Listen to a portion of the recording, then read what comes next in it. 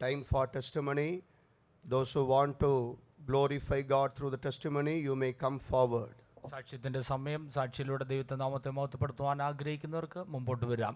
You may use only the word which can glorify the holy name of the Lord. ദൈവത്തിന്റെ പരിശുദ്ധ നാമത്തെ ഉയർത്തുന്ന വാക്കുകൾ നിങ്ങൾ ഉപയോഗിക്കുക.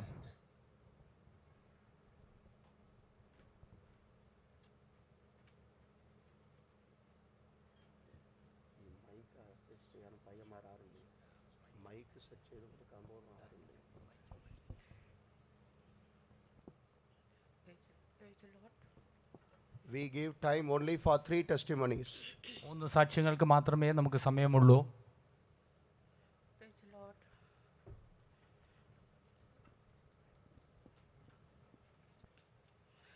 Praise the Lord.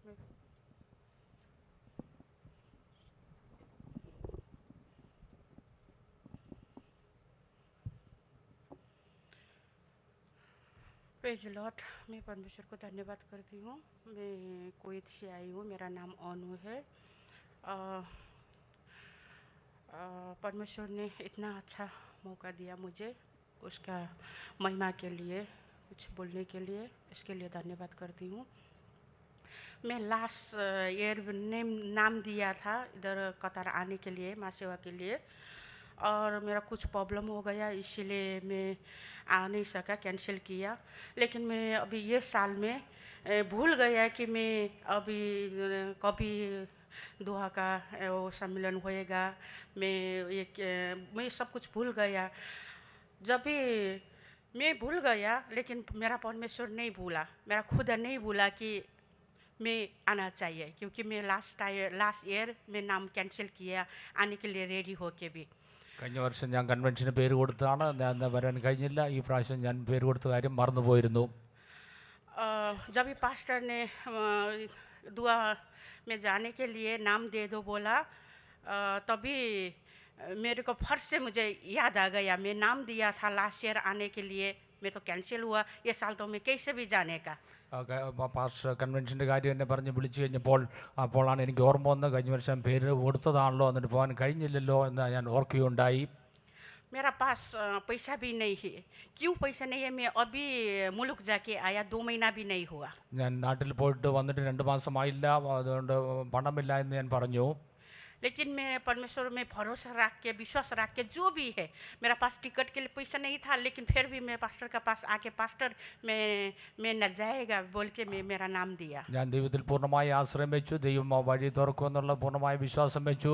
ടിക്കറ്റിനുള്ള പൈസ എന്നിലില്ലായിരുന്നു. ഞാൻ പാസ്റ്ററോട് പറഞ്ഞു, ഞാൻ കൺവെൻഷന് വേണ്ടി പേര് കൊടുക്കുകയാണ്. मेरा खुदा को मैं धन्यवाद करती हूँ. जब भी मेरे को टिकट करने का टाइम आ गया, तो मेरा पैसा जितना चाहिए था मुझे टिकट के लिए, उससे भी ज़्यादा मेरे को पैसा मिला. ഞാൻ ദൈവത്തിന് നന്ദി കൊടുക്കുന്നു. ടിക്കറ്റ് എടുക്കേണ്ട സമയമായപ്പോൾ എനിക്ക് വേണ്ടതിലും അധികം പൈസ ലഭിക്കാനിടയായി തീർന്നു. और परमेश्वर को धन्यवाद करती हूँ. ദൈവനാമത്തിന് മഹത്വമുണ്ടാകട്ടെ. और 25 साल पहला मैं एक हिंदू परिवार से आई हूँ. ഞാൻ ഏകദേശം 25 വർഷങ്ങൾക്ക് മുമ്പായിട്ട് ഒരു ഹിന്ദു കുടുംബത്തിൽ നിന്നും രക്ഷിക്കപ്പെട്ടതാകുന്നു.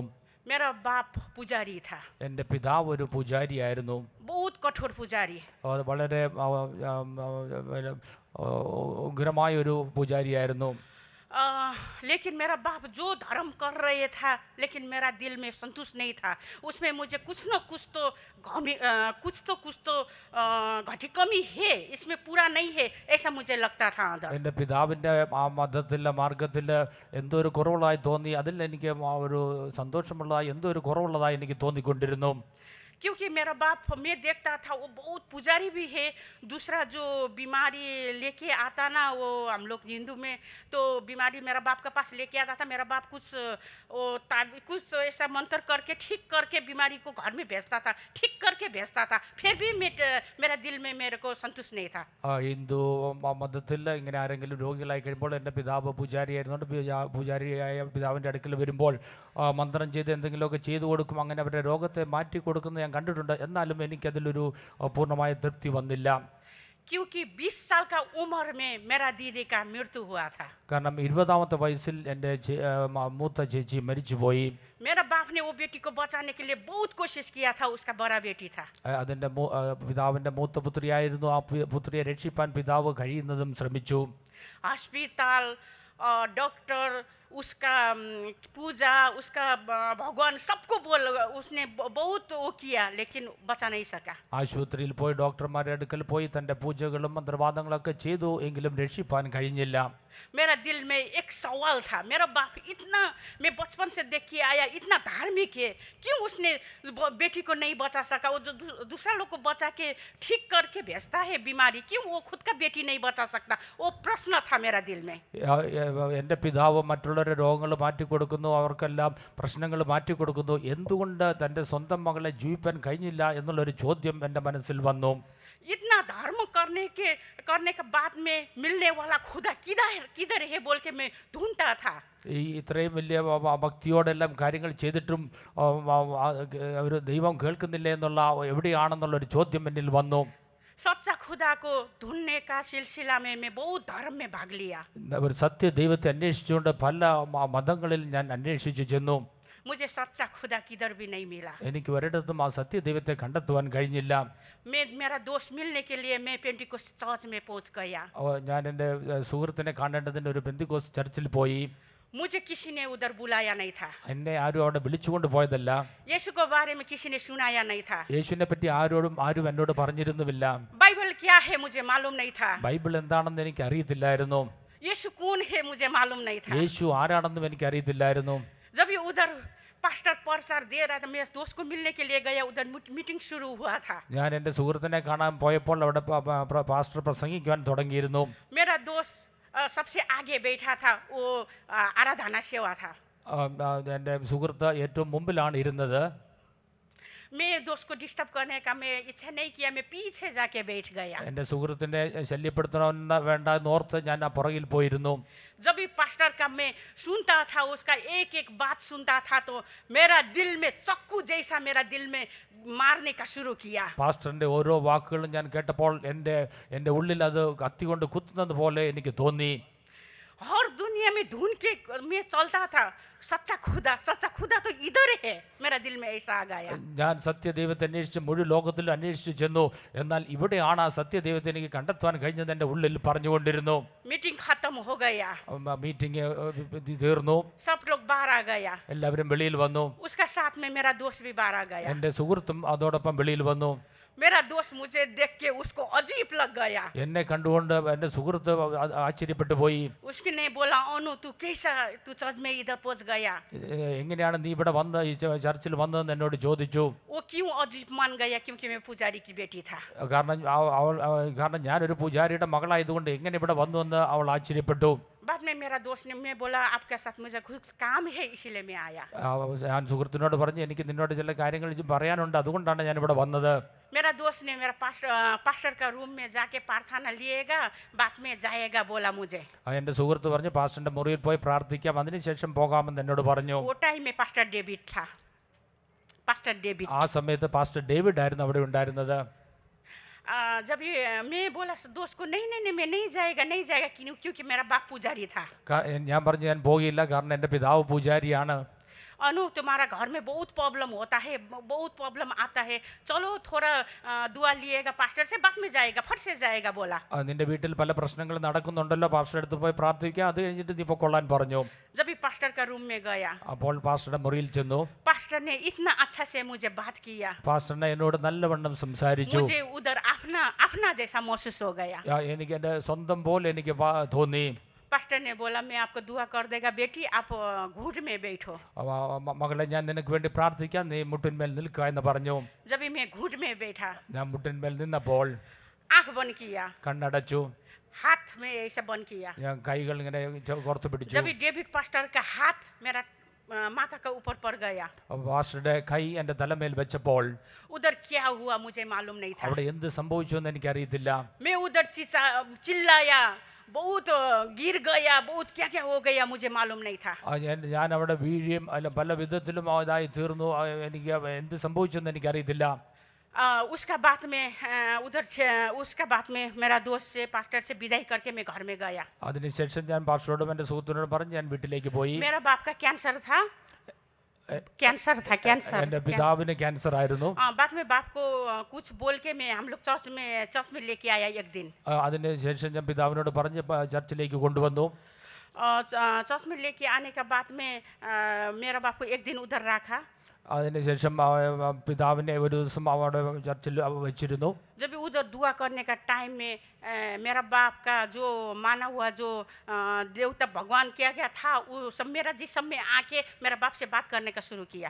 അവിടെ പ്രാർത്ഥിച്ചുകൊണ്ടിരുന്ന സമയത്ത് എൻ്റെ പിതാവിലുണ്ടായിരുന്നായ ഓരോ മന്ത്രവാദത്തിൻ്റെ ശക്തികളെല്ലാം എന്നിൽ വന്ന് ഞാൻ പിതാവിനോട് സംസാരിക്കുവാൻ തുടങ്ങി. वो अंधकार का शक्ति मुझे कष्ट दे रहे था कि मेरा माता कभी किधर मारता कभी किधर मारता, मैं खुद ऐसा करता था। ആ ദുഷ്ടാത്മാക്കൾ എന്നിൽ വന്ന് പല വിധത്തിൽ ഉപദ്രവിക്കുവാൻ തുടങ്ങി. जब भी मेरा बाप ने ये देख लिया, എൻ്റെ പിതാവ് ഇത് കണ്ടു. मेरा बाप ने वही टाइम में ग्रहण किया कि ये मैं जो धर्म कर रही ये अच्छा नहीं है। അപ്പോഴാണ് എൻ്റെ പിതാവ് മനസ്സിലാക്കി ഞാൻ പിന്തുടർന്നു വരുന്നതായ ഈ മതം അത് ശരിയായിട്ടുള്ളതല്ല. हम लोग बाद में गाँव गया। അതിനുശേഷം ഞങ്ങൾ ഞങ്ങളുടെ ഗ്രാമത്തിലേക്ക് പോയി. कुछ दिन का बाद में मेरा बाप का डेट हो गया। അല്പ ദിവസങ്ങൾക്ക് ശേഷം എൻ്റെ പിതാവ് മരിച്ചുപോയി. बाद में मेरा बाप का डेट होने के बाद में हम लोग पूजा करने का नहीं उधर नहीं माना। लोग बोला पूजा करो, हम लोग बोला नहीं करेगा। പിതാവിൻ്റെ മരണശേഷം അവിടെ ജനങ്ങൾ വന്ന് പൂജ ചെയ്യണമെന്ന് പറഞ്ഞ് ഞങ്ങൾ പിന്നെ പൂജ ചെയ്യാനില്ല. गांव का लोग हम लोग को बोला तुम लोग पूजा नहीं करेगा तो गांव छोड़ के जाओ। അവിടുത്തെ ഗ്രാമത്തിലെ ജനങ്ങൾ പറഞ്ഞു നിങ്ങൾ പൂജ ചെയ്യുന്നില്ലെങ്കിൽ ഈ ഗ്രാമം വിട്ടു പോയിക്കൊള്ളുക. जो दिन बाप का डेट हो गया वो दिन हम लोग 5 बहन और माँ गांव छोड़ दिया। പിതാവ് മരിച്ച അതിനുശേഷം 5 സഹോദരിമാരും ഞങ്ങളുടെ അമ്മയും ഞങ്ങൾ ആ ഗ്രാമം വിട്ടുപോയി. हम लोग को मालूम नहीं था किधर जाएगा क्या जाएगा किधर जाएगा।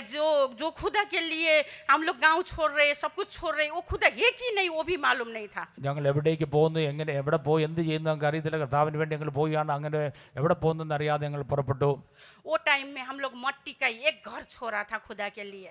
ഞങ്ങൾ മണ്ണിന്റെ ഒരു വീട് ഞങ്ങൾ ദൈവത്തിന് വേണ്ടി വിടുകയുണ്ടായി. मेरे पाँव में जूता नहीं था, खाली पाँव गांव छोड़ दिया। എൻ്റെ കാലിൽ ചെരുപ്പ് ഉണ്ടായിരുന്നില്ല. കാലിൽ ചെരുപ്പില്ലാതെയാണ് ഞങ്ങൾ ആ ഗ്രാമം വിട്ടുപോയത്. अभी वही गांव में बहुत बड़ा बड़ा सीमेंट का हम लोग का 4 घर खुदा ने दिया। ആ ഗ്രാമത്തിൽ തന്നെ സിമെന്റ് കൊണ്ടുള്ളായ വലിയ 4 വീടുകൾ ഉണ്ടാക്കുവാൻ ദൈവം ഞങ്ങളെ സഹായിച്ചു. वही गांव में फेदुम है ആ ഗ്രാമത്തിൽ ഫെയ്ത്തോമുണ്ട്. और विश्वासी लोग भी बहुत उधार में आ गया। मैं सब लोग അനേകം വിശ്വാസികളും അവിടെ രക്ഷയിലേക്ക് കടന്നു വന്നു. और मैं छोटा दूसरा एक बोलती हूँ, ये 24 अगस्त 15 में मेरा कुवैत में एक दीदी को ब्रेन स्ट्रोक हुआ था। 2024 ഓഗസ്റ്റ് 15 എൻ്റെ ഒരു ചേച്ചിക്ക് കുവൈറ്റിൽ വെച്ച് ഒരു സ്ട്രോക്ക് ഉണ്ടായി. वो काम में गया, काम में वापस आने का घर में आने का टाइम में उसका एक पाँव एक हाथ नहीं चलता था और ये मुख ऐसा करके इधर गया था, उसका जीभ बाहर गया, बात नहीं कर सकता था। ജോലിക്ക് പോയി മടങ്ങി വരുന്ന സമയത്ത് ഒരു വശം തളരുകയും സംസാരിക്കാൻ കഴിയാത്ത വിധത്തിലായി തീർന്നു. हम लोग उठा के हॉस्पिटल लेके गया, ഞങ്ങൾ ഹോസ്പിറ്റലിലേക്ക് കൊണ്ടുപോയി. सीधा आईसीयू में रखा। നേരെ ഐസിയുലേക്കാണ് കൊണ്ടുപോയത്. वो मेरा बहन मुझे थोड़ा इशारा करके बोलता है मेरा हाथ किधर है। എൻ്റെ സഹോദരി ഇങ്ങനെ ആംഗ്യം കാണിച്ചു എൻ്റെ കൈ എവിടെയാണെന്ന് ചോദിക്കുകയുണ്ടായി. और उसको डॉक्टर ने आईसीयू में रखा। हम लोग को बोला आप लोग घर में जाओ, कल आओ 4 बजे मिलने के लिए। സഹോദരി ഐസിയുൽ വെച്ച് നിങ്ങൾ വീട്ടിൽ പോയിക്കൊള്ള, ഞങ്ങൾ വിളിക്കാമെന്ന് പറഞ്ഞു. मैं घर में रूम में गया, घर में जाके मैं बहुत खुदा से रोया। മുറിയിൽ ചെന്നതിന് ശേഷം അനേകം ഞാൻ കർത്താവിനോട് നിലവിളിച്ചു. मुझे मालूम नहीं था कल तक मेरा दीदी मर जाएगा या क्या होएगा, मुझे मालूम नहीं था। നാളെ എൻ്റെ സഹോദരി മരിക്കുമല്ലോ എന്ന് എനിക്കൊന്നും അറിയത്തില്ലായിരുന്നു. मेरा दीदी का हालत देख के मुझे डॉक्टर और मेडिसिन में मुझे भरोसा नहीं था। എൻ്റെ സഹോദരിയുടെ നിലവാരം കണ്ടിട്ട് ഡോക്ടർമാരിലോ മരുന്നിലോ എനിക്കൊരു യാതൊരു ആശ്രയമില്ലായിരുന്നു. क्योंकि ब्रेन स्ट्रोक के कारण से मेरा एक भाई 30 साल का उम्र में मर गया था। കാരണം ബ്രെയിൻ സ്ട്രോക്ക് നിമിത്തമായിട്ട് എൻ്റെ സഹോദരൻ 30ാമത്തെ വയസ്സിൽ മരിച്ചു പോയതായിരുന്നു. और मैं रात भर खुदा से ऐसा रोया कि खुदा ओ ये हम लोग सब मरना तो चाहिए। उधार में आने के बाद में बाप मर गया, मेरा दूसरा एक दीदी मर गया, भाई मर गया, कोई प्रॉब्लम नहीं। देखो हम लोग आपका सेवा कर रहे हैं, लेकिन मेरा दीदी को मैं व्हील चेयर में घर लेके नहीं जाना चाहती हूँ बोल के मैं खुदा से रोया। ഞാൻ രാത്രി മുഴുവൻ ദൈവത്തോട് നിലവിളിച്ചുകൊണ്ടിരുന്നു. രക്ഷയിൽ വന്നതിന് ശേഷം എൻ്റെ പിതാവ് മരിച്ചു. അതിനുശേഷം ഒരു സഹോദരിയും ഒരു സഹോദരനും എല്ലാം മരിച്ചു. ഈ സഹോദരിയെ ഇനി വീൽ ചെയറിൽ കാണാൻ ഞാൻ ആഗ്രഹിക്കുന്നില്ല എന്ന് ദൈവത്തോട് നിലവിളിച്ചു. मेरा दीदी दिन में कितना बार कपड़ा चेंज करता और बहुत साफ सुगर है, उसको व्हीलचेयर में लेके जाके मैं कैसा देख सकता, मैं नहीं देख सकता। नहीं नहीं नहीं खुदा, मैं इतना कष्ट उठाया तेरे लिए, हम लोग सब छोड़ा, लेकिन मेरा दीदी को कैसा भी मैं व्हीलचेयर में लेके नहीं जाना चाहती हूँ, मदद कर बोल के मैं रात भर रोया। എൻ്റെ സഹോദരി വസ്ത്രങ്ങളൊക്കെ ധരിച്ച് നല്ലവണ്ണം നടന്നതാണ്. ഇനി ആ സഹോദരിയെ വീൽ ചെയറിൽ കാണാൻ ഞാൻ ആഗ്രഹിക്കുന്ന കർത്താവെ സഹായിക്കണമെന്ന് ഞാൻ നിലവിളിക്കുകയുണ്ടായി. मैं खुदा को बोला मैं नहीं खाएगा प्रभु, जब तक मेरा दीदी का हाथ और पाँव नहीं चलता मैं नहीं खाएगा, नहीं सोएगा बोल के। जब भी रात में मुझे थोड़ा नींद आता था, फिर उठ के मैं रोता था, चिल्लाता था खुदा से। എൻ്റെ സഹോദരിയുടെ കൈയും കാലും അനക്കി ആ സമയം നടക്കുവാൻ കഴിയുന്നിടം വരെയും ഞാൻ ഭക്ഷണം കഴിക്കില്ല എന്ന് പറഞ്ഞ് ഞാൻ ദൈവത്തോടെ നിലവിളിച്ചു കൊണ്ടിരുന്നു. मुझे कितना भी आशा नहीं था कि मेरा दीदी ठीक होएगा। എൻ്റെ സഹോദരി സുഖം പ്രാപിക്കുമെന്ന് എനിക്ക് യാതൊരു വിശ്വാസവുമില്ലായിരുന്നു. और दूसरा दिन 4 बजे शाम को हम लोग मिलने के लिए गया। അടുത്ത ദിവസം വൈകിട്ട് 4 മണിക്ക് ഞങ്ങളുടെ സഹോദരിയെ കാണുവാൻ പോയി. मैं शुक्रगुजार करती हूँ कि मेरा बिल्ली दो कुवैत का बिल्ली बर लोग बहुत मेरा दीदी के लिए वो टाइम में दुआ किया, और पास्टर मदर सिस्टर सब लोग। കുവൈറ്റിലെ പാസ്റ്ററും മദറും സഹോദരിയും വിശ്വാസികളെല്ലാം ഞങ്ങളെ വളരെയധികം സഹായിക്കുകയുണ്ടായി. ഞാൻ ദൈവത്തിന് നന്ദി പറയുന്നു. और दूसरा दिन जाके देखा, छोटा खिड़की, उधर खिड़की था, हम लोग खिड़की से देखता और उसका अंदर कैमरा रख दिया था, हम लोग बाहर टीवी से देख सकता दीदी को आईसीयू में। ഐസിയുവിലെ ഒരു ചെറിയൊരു വാതിൽ മാത്രമേ ഉള്ളൂ. ആ വാതിലൂടെ ഞങ്ങൾക്ക് കാണുവാൻ സാധിക്കുകയുള്ളൂ. ആ വാതിലൂടെ സഹോദരിയെ നോക്കി मैं दीदी को बोलता था, दीदी मैं फ़ोन कर उधर फ़ोन से बात कर सकता था, उसका आवाज़ बस दीदी सुनता था और हम उसको बस देख सकता था। मैं बोलता दीदी कुछ तो हिला बोल के मैं उसको बोलता था। ഞങ്ങൾ ആ ഫോണിൽ കൂടെ മാത്രമേ വെളിയിൽ നിന്ന് സംസാരിക്കും. ആ സഹോദരി ആ ശബ്ദം കേട്ട് അങ്ങനെ പറയും. അപ്പോൾ എന്തെങ്കിലും കൈ ഒന്ന് അനക്കെന്ന് ഞങ്ങൾ പറയുകയുണ്ടായി. और दीदी ने जो वो नहीं उठा हाथ था वो उठा के दिखाया मुझे। അപ്പോൾ ആ ഒരു കൈ ഉയർത്തി എന്നെ കാണിച്ചു. और दूसरा दिन फिर അടുത്ത ദിവസം വീണ്ടും हाँ दूसरा पाँव भी उठा के दिखाया। അടുത്ത കാലും ഉയർത്തി കാണിച്ചു. मेरा खुदा को बहुत शुक्रगुजार करती हूँ। എൻ്റെ ദൈവത്തിന് ഞാൻ വളരെ നന്ദി പറയുന്നു. और हम लोग 4 दिन का बाद में दीदी को घर में लेके आया। 4 ദിവസത്തിന് ശേഷം സഹോദരിയെ ഞങ്ങൾ വീട്ടിലേക്ക് മടക്കി കൊണ്ടുവന്നു. फिर अगस्त 28 तारीख में दूसरा स्ट्रोक हो गया। ഓഗസ്റ്റ് 28-ാം തീയതി വീണ്ടും ഒരു സ്ട്രോക്ക് വന്നു. उसका खाना कुछ भी नहीं खा सकता था, ഭക്ഷണമൊന്നും കഴിക്കാൻ കഴിയില്ലായിരുന്നു. पानी भी पेट में खा के जाता था तो उल्टी करती थी। വെള്ളം കുടിച്ചാൽ പോലും ഛർദ്ദിച്ച് फिर കളയുമായിരുന്നു. हॉस्पिटल गया, വീണ്ടും ആശുപത്രിയിൽ कुछ പോയി. मेडिसिन काम नहीं किया हॉस्पिटल में, ആശുപത്രിയിൽ ഒരു कुछ മരുന്നും इंजेक्शन काम नहीं किया। ഒരു ഇഞ്ചക്ഷനും പ്രയോജനം വന്നില്ല. फिर डॉक्टर बोला लेके जाओ घर में। ഡോക്ടർ പറഞ്ഞു വീട്ടിൽ കൊണ്ടുപോയിക്കൊള്ളു. पास्टर मदर सिस्टर आया घर में, പാസ്റ്ററും മദറും സിസ്റ്ററും വീട്ടിൽ വന്നു. दुआ करके दिया। वो पास्टर जब भी दुआ करके खाना दिया तो कुछ खाना पहला दिन उसका पेट का अंदर गया। പാസ്റ്റർ പ്രാർത്ഥിച്ച് ഭക്ഷണം കൊടുത്തു. ആദ്യമായിട്ട് അന്ന് ഭക്ഷണം കഴിച്ചു. उसका दूसरा दिन मदर ने चर्च से खाना बना के घर में भेजा। അടുത്ത ദിവസം മദർ ഫെയ്ത്തോമിൽ നിന്ന് ഭക്ഷണം ഉണ്ടാക്കി കൊടുത്തു വിട്ടു. मेरा दीदी के लिए अच्छा मेडिसिन वही हो गया। എൻ്റെ സഹോദരിക്ക് ഏറ്റവും നല്ല ഔഷധമായി തീർന്നു. मेरा दीदी वो खाना खा के आज फिर ठीक हो के फिर वो काम में वापस काम कर रही ആ है। ഭക്ഷണം കഴിച്ച് എൻ്റെ സഹോദരി പൂർണ്ണ സൗഖ്യം പ്രാപിച്ച് ജോലിക്ക് പോകാൻ തുടങ്ങി. ऐसा मेरा जीवन गवाई 25 साल का अंदर बहुत है, लेकिन परमेश्वर को धन्यवाद करती हूँ। എൻ്റെ 25 വർഷ ജീവിതത്തിൽ ഇങ്ങനെ അനേകം സാക്ഷികൾ എനിക്ക് പറയാനുണ്ട്. ഞാൻ ദൈവത്തിന് നന്ദി പറയുന്നു. परमेश्वर ने मुझे सहायता किया और मदद किया तो फिर मैं दिएगी, और मेरा सबको, और मैं आत्मिक में आगे बढ़ने के लिए, मेरा फैमिली को सबको आशीष करने के लिए पर खुदा मदद करना चाहे। Praise the Lord. എനിക്ക് ആത്മീയമായി വളരുവാനും മുമ്പോട്ട് പോകാൻ എൻ്റെ ജീവിതത്തിൽ എന്നെ സഹായിക്കേണ്ടത് നിങ്ങളുടെ ഒരു പ്രാർത്ഥനയെ ചോദിച്ചുള്ളൂ.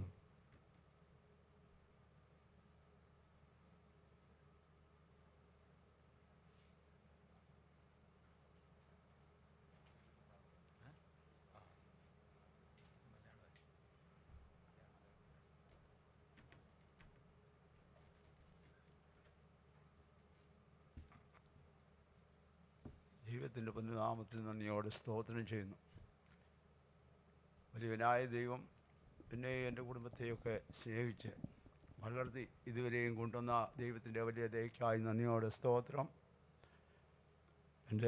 ഞാൻ ഇപ്പോൾ എനിക്ക് മുന്നേ പറഞ്ഞ പ്രിയ സിസ്റ്റർ പറയുമ്പോൾ എനിക്ക് ജീവനുള്ള ദൈവത്തെ കണ്ടുമുട്ടാതിരുന്നിട്ട് വിഗ്രഹത്തെയൊക്കെ സേവിച്ചു പോയ ഒരു പിതാവിൽ നിൻ്റെ മകളായി അവർ പിന്നീട് ജീവനുള്ള ദൈവത്തെ കണ്ടുമുട്ടി ദൈവം ആരെന്ന് രുചിച്ചറിഞ്ഞ ഒരു സിസ്റ്ററിൻ്റെ സാക്ഷ്യമാണ് ഞാൻ ഉൾപ്പെടെ കേട്ടത്.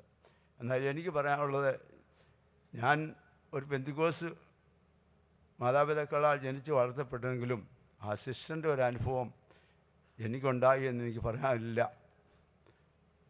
കാരണം ഞാൻ ദൈവത്തെ എൻ്റെ ക്രിസ്ത്യാനിയായി ജനിച്ചതല്ലേ, എനിക്കെന്താ കുറവ്? എന്നിൽ ഒന്നിനും കുറവില്ലല്ലോ, ഞാൻ ക്രിസ്ത്യാനി ആണല്ലോ എന്നുള്ള ചിന്താഗതി മുന്നോട്ട് പോയി. എൻ്റെ സാക്ഷ്യം എൻ്റെ ജീവിതത്തിൽ എൻ്റെ ദൈവം എന്നെ നടത്തി, എൻ്റെ ഈ പ്രായം വരെ നടത്തിയ വിധങ്ങൾ പറഞ്ഞാൽ ഇന്ന് പകൽ മൊത്തം പറഞ്ഞാലും തീരില്ല. അതുപോലെ എൻ്റെ ദൈവം എന്നെ പരീക്ഷിച്ചു, എന്നെ സ്നേഹിച്ചു, എന്നെ നടത്തി. ഈ ദിവസങ്ങളായി ശരീരത്തിന് കുറച്ച് ബലഹീനത ഉണ്ട്. അവസാനം ഞാനിപ്പോൾ വീണ്ടും ഒരു പ്രാവശ്യം കൂടി ഖത്തറിൻ്റെ പ്രദേശത്ത് വരാമെന്ന് ഞാൻ കരുതിയില്ല, ചിന്തിച്ചില്ല, ഓർക്കുക പോലും ചെയ്തില്ല. ഞാൻ ലാസ്റ്റ് എന്ന് പറയാം. അങ്ങനെ അവസരത്തിൽ ഞാനിവിടെ ഉണ്ടായിരുന്ന ചില വർഷങ്ങൾ ഞാൻ വന്നപ്പോൾ ഉള്ളവരും ഞാൻ ഇവിടുന്ന് വിട്ടു പോകുമ്പോൾ ഉള്ളവരും പലരും ഇവിടെ ഇല്ല. വിരലിൽ എണ്ണി തീർക്കാനുള്ള വിശ്വാസികളെ ഉള്ളൂ ഇവിടെ. എങ്കിലും ദൈവം എന്നെ നടത്തിയല്ലോ, അതിൻ്റെ മക്കളെയൊക്കെ നടത്തിയ വിധങ്ങളെ ഒരു വാക്ക് പറയാതെ പോയാൽ ഇനിയൊരു പ്രാവശ്യം കൂടി എനിക്ക് ഈ ദേശത്ത് വരാമെന്നുള്ളൊരു തീരുമാനമോ ആഗ്രഹമോ ഒന്നുമില്ലാത്തത് കൊണ്ട് ഞാൻ ഒരു വാക്ക് പറഞ്ഞിട്ട് പോകാമെന്ന് ചിന്തിക്കുന്നു.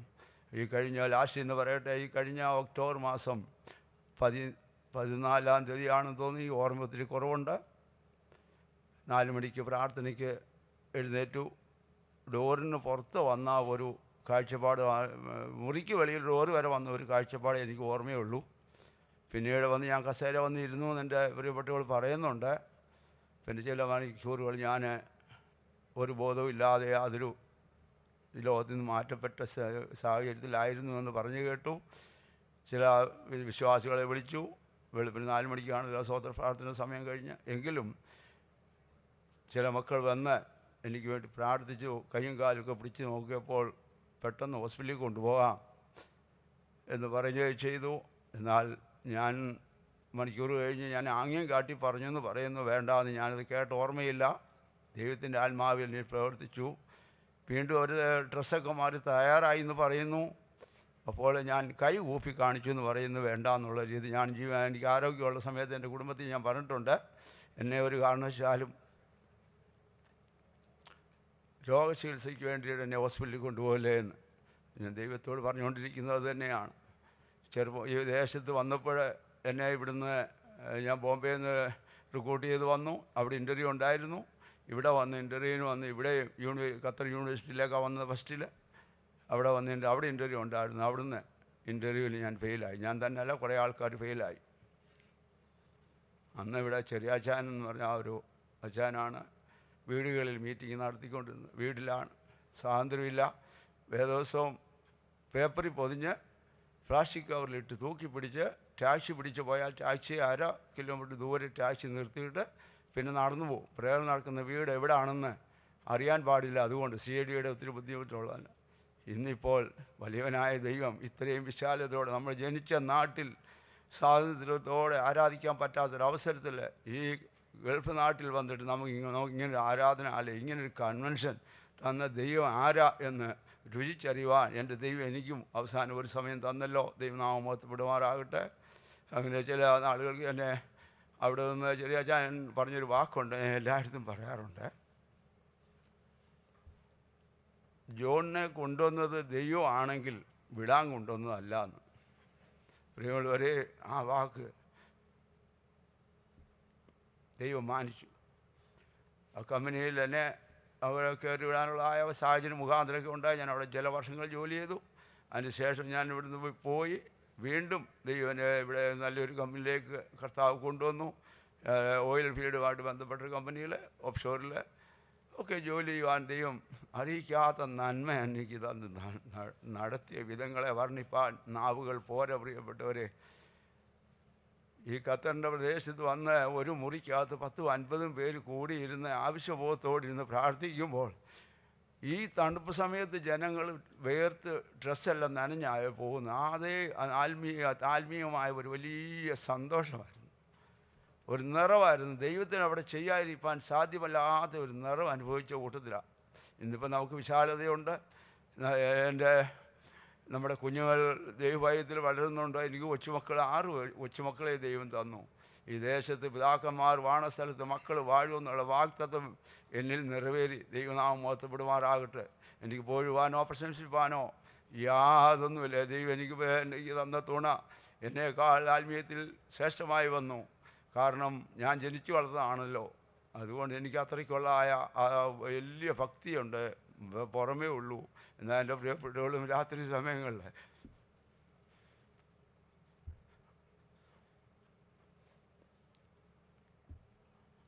ഉറങ്ങാതിരുന്ന് നിലവിളിച്ച സാഹചര്യങ്ങൾ ഇന്നുമുണ്ട്. അത് ചെയ്യുന്നു. ഞാനും ദൈവം തന്ന സമയത്തിന് വെച്ച് പലപ്പോഴും രാത്രി സമയത്തിരുന്ന് എന്നെ ഉണർന്ന് നിലവിളിച്ച് കണ്ണുനീരിന് നടക്കുന്ന ദൈവമല്ല എന്ന് ഞാൻ അനുഭവിച്ചറിഞ്ഞ ആളാണ്. ദൈവത്തിൻ്റെ മുമ്പാകെ ഞാൻ കരഞ്ഞിട്ടുണ്ടെങ്കിൽ ദൈവം എനിക്കതിന് 100 ഇരട്ടി പ്രതിഫലം നന്മ തന്ന് അനുഭവിച്ചിരിക്കുന്ന ആളാണ്. നമ്മുടെ ഇപ്പോഴത്തെ യൗവനക്കാരുടെ ഇടയിൽ ദൈവം എന്താണെന്നോ, ഒരു മൊബൈലാണ് നമ്മുടെയൊക്കെയും പല രീതിയിലുള്ള ബുദ്ധിമുട്ടുകൾ അനുഭവിക്കുന്നത്. കുഞ്ഞുങ്ങൾക്ക് ദൈവം എന്താണെന്നോ, സന്ധ്യാപ്രാർത്ഥന വേണമെന്നോ, പ്രഭാത പ്രാർത്ഥന. എൻ്റെ പിതാവുള്ളപ്പോൾ ഞാൻ ജനിച്ചു വളർന്ന സമയം മുതൽ, എന്നെ വെല്ലുമിച്ച് മുതൽ ഒരു 2 കാര്യം അവിടെ അത് അത്യാവശ്യമാണ്. സന്ധ്യാപ്രാർത്ഥന 7 മണിക്ക് സന്ധ്യാപ്രാർത്ഥന ഇരിക്കണം, വെളുപ്പിനെ 4 മണിക്ക് സ്തോത്ര പ്രാർത്ഥന. എനിക്ക് ഇങ്ങനൊരു ചിട്ടയിൽ കണ്ടും കേട്ടും വളർന്നു. ഇത്രത്തോളം ദൈവം എന്നെ നടത്തി, എൻ്റെ കുഞ്ഞുങ്ങളെ നടത്തി. ദൈവം പല പാതയിലൂടെ എന്നെ നടത്തി. എൻ്റെ പ്രിയപ്പെട്ടവളായിരുന്നെങ്കിൽ വർഷം ഞാൻ ഓർക്കുന്നില്ല, ഓർമ്മ ഒത്തിരി ഉണ്ട്, കുറവുണ്ട്. ഈ ചെവിക്ക് താഴെയായിട്ട് വാ തുറക്കാൻ പറ്റാത്ത സാഹചര്യം ഉണ്ടായി. ഹോസ്പിറ്റലിൽ കൊണ്ട് കാണിച്ചു, അവിടെ ഓപ്പറേഷൻ ചെയ്യണമെന്നൊക്കെ പറഞ്ഞു. ചുരുക്കമായി ഓർമ്മ വരുന്ന മാത്രം പറയുന്നു. ലാസ്റ്റിൽ ഒരു ആൻഡ്രതി മീറ്റിങ്ങിനാണ് തോന്നുന്നു, അവളെന്തോ തീരുമാനം എടുത്തു. ദൈവം അവിടെ തൊട്ടു. അതിനുശേഷം ഇന്ന് വരെയും ചില ബുദ്ധിമുട്ടൊക്കെ വന്നിട്ടുണ്ടെങ്കിലും ദൈവം ആരെന്ന്, ദൈവം സൗഖ്യദാതാവെന്ന് അനുഭവിച്ചറിഞ്ഞ വ്യക്തിയാണ് ഞങ്ങൾ.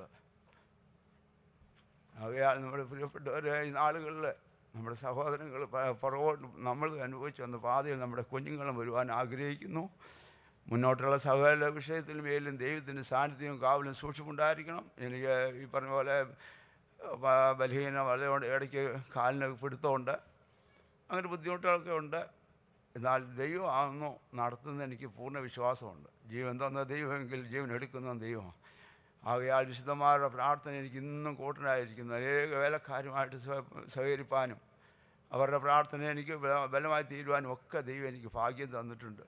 ആകയാൽ ഇനി മുന്നോട്ടുള്ള സമയങ്ങൾ അനുഭവങ്ങൾ പലതും ഓർമ്മയിലില്ല, എങ്കിലും ദൈവം എന്നെ നടത്തി, ഇത്രത്തോളം നടത്തി. ഇനിയും ദൈവം തരുന്ന സമയം ഉള്ള ആരോഗ്യത്തിൽ മുന്നോട്ട് പോകാൻ എൻ്റെ എനിക്ക് തന്ന മക്കളെയും കൊച്ചുമക്കളെയും മരുമക്കളെയും ഒക്കെ ദൈവകരത്തിൽ സൂക്ഷിച്ചുകൊള്ളണം. നമുക്ക് പ്രിയപ്പെട്ട ഒരുപാട് സ്നേഹത്തിലും ഐക്യത്തിലും സമാധാനത്തിലും ഞങ്ങൾ ജീവിച്ച് മുന്നോട്ട് പോകാൻ തക്കണം.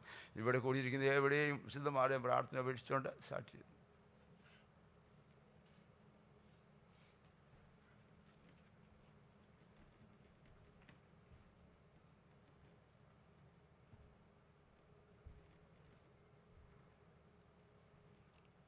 ஸ்தோத்திரம். கர்த்தருடைய பரிசுத்த நாமத்திற்கு மகிமை உண்டாவதாக. அடியேன் ஒரு பாரம்பரிய ஆர்சி குடும்பத்தில் பிறந்து வளர்க்கப்பட்டவன். தெய்வத்தை அறியாமல் வாழ்ந்து மனம் போல இஷ்டம் போல வாழ்கிறவனாக அலைகிறவனாக காணப்பட்டேன். ஆயிரக்கணக்கான ஜனங்கள் மத்தியிலே சினிமா பாடல்களை பாடுகிறவனாக காணப்பட்டேன். அந்த கூட்டம் என்னை சந்தோஷப்படுத்தினது. மேடையில் ஏறினாலே கரகோஷம். அப்படி ஒரு மகிழ்ச்சியை கொடுக்கிறதாக அந்த கூட்டம் எனக்கு காணப்பட்டது. 12th வரை படித்தேன். எல்லாவற்றிலும் கிளாஸ் லீடராக காணப்பட்டேன். 12ஆம் வகுப்பு வரை படித்தேன், கிளாஸ் லீடர். அப்படி ஒரு செல்வ இதாக வாழ்ந்தேன். அநேக பரிசுகளை வாங்குகிறவனாக காணப்பட்டேன். இப்படி இருக்கும் பொழுது ஒரு சகோதரி, ரட்சிக்கப்பட்டதான ஒரு சகோதரி சொன்னார்கள், நீ இப்படியே வாழ்ந்து மரித்தால் நீ எங்கே போவாய்? எனக்குள்ளே ஒரு மரண பயம். ஜனங்கள் மத்தியிலே சினிமா பாடலை பாடினேன், திருமண வீடுகளிலே சினிமா பாடல் பாடினேன். எனக்குள்ளே ஒரு மரண பயம் வந்து கொண்டே இருந்தது. நான் மரித்தால் எங்கே போவேன் என்பதான முறையிலே அந்த நேரத்திலே எனது உறவினரான நமது சபையிலே ஊழியம் செய்து மரித்ததான தேவதாசன் ஜெகன் கிறிஸ்தாஸ் அவர்கள் என்னை அன்போடு வரவேற்று அந்த தருணத்திலே எனக்கு இயேசு பற்றி சொல்லி தந்தார்கள். அவர்கள் ஜெபிக்கும் போதெல்லாம் என்னை பக்கத்திலே வைத்து, நீங்கே இரு, என்னோடு சேர்ந்து சோத்திரம் பண்ணு என்பதான முறையிலே சொல்லி தந்தார்கள். நான் அவர்களோடு சேர்ந்து சோத்திரம் தான் சொல்லுவேன். அப்படி இருக்கும் பொழுது ஜெபித்துவிட்டு இருவரும் படுத்திருந்தோம். அத்தருணத்திலே வானத்தில் இருந்து ஒரு ஒளி இப்படி வந்தது. ஒரு ஒளி இப்படி வந்த ஒளி இரண்டாக பிரிந்தது. இரண்டாக பிரிந்த ஒளி என்னுடைய நெஞ்சிலும் அவர்களுடைய நெஞ்சிலும் வந்து பட்டது. அத்தருணத்திலே பார்த்த பொழுது 2 தேவதூதர்கள் வானத்தில் இருந்து வந்தார்கள். வந்தவர்கள் ஒரு வெண்ணிறமான துணியை கொண்டு மூடினார்கள். துணியை மூடிவிட்டு 2 தேவதூதர்களும் வானத்துக்கு நேராக அந்த துணியை மறுபடியும் கொண்டு போய்விட்டார்கள். அந்த துணி எத்தனாயிரம் துணிகடைகளுக்கு ஏறி இறங்கினாலும் பார்க்க முடியாது. அவ்வளவு பிரகாசமான ஒரு துணியாக அந்த ட்ரெஸ் காணப்பட்டது. அவ்வளவு மகிமையான துணியாக அது காணப்பட்டது. காலையில் விழித்த உடனே அவர்களிடம் இதை பற்றி சொன்னேன். ஒரு பிரகாசமான 2 தேவதூதர்கள் வந்தார்கள். ஒரு வெண்ணிறமான துணியை கொண்டு மூடி நம்ம இருவரையும் மூடிவிட்டு அந்த துணியை மறுபடி வானத்துக்கு நேராக கொண்டு போனதாக. அவருக்கு ஒரே சந்தோஷம், அந்த பரிசுத்தவானுக்கு ஒரே சந்தோஷம்.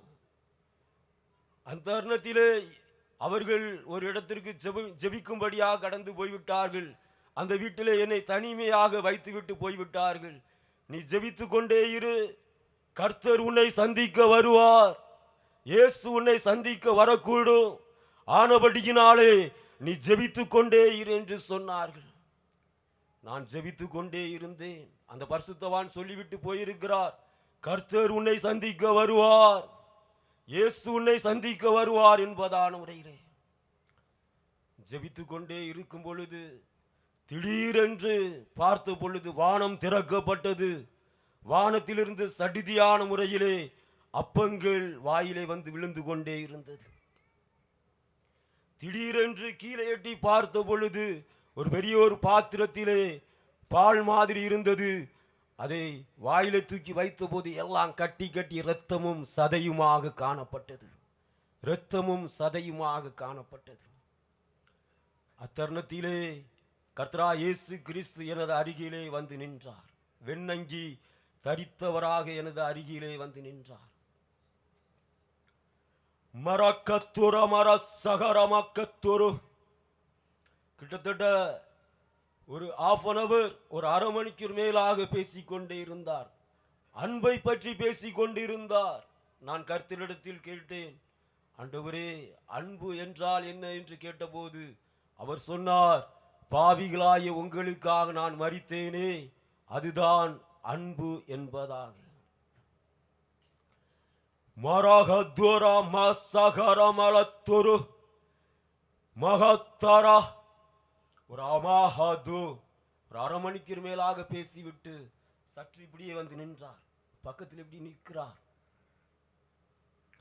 அடுத்த காட்சியை பார்த்த பொழுது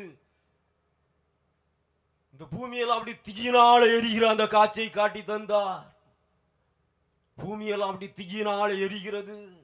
எல்லா மரா மனிதர்கள் எல்லாம் எரிந்து போகிறார்கள் தீயிலே. மரா அந்த நேரத்திலே பார்த்த பொழுது பைபிள் எல்லாம் தீயில இருக்கிற கடந்தது. பைபிள் எரியவே இல்லை. மனிதர்கள் ஆங்காங்க எரிந்து போய்கொண்டே இருந்தார்கள். தீயில எரிந்து கொண்டிருந்ததான ஒரு மனிதன் ஓடி வந்து பைபிளை திறந்து எழுத்துக்களை அழித்து பார்க்கிறான். எழுத்து அழியவே இல்லை. அவன்தான் தீயில எரிந்து கொண்டிருந்தான். அடுத்த காட்சியட்டி பார்த்த பொழுது தேவதூதர்களாம் வருகிறார்கள் வானத்தில் இருந்து. அவர்களெல்லாம் எரிந்து கொண்டு தீயிலே நிற்கிறார்கள். அவர்களை ஒன்றுமே செய்யவில்லை.